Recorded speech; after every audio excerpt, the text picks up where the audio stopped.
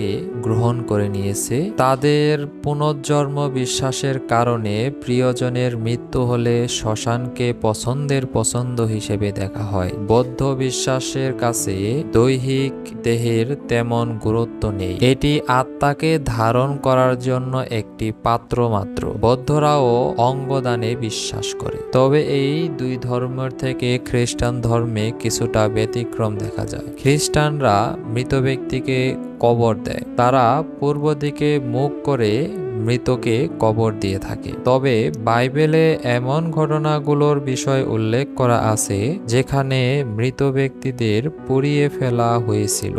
তবে আমাদের পবিত্র ধর্ম ইসলামের বিধান অনুযায়ী একজন মৃত ব্যক্তিকে সম্মানের চোখে দেখা হয়। বিশ্বব্যাপী যখন করোনা মহামারীর প্রাদুর্ভাবের পর থেকে গাণিতিক হারে বৃদ্ধি পাচ্ছিল মৃত্যুর হার, তখন অনেক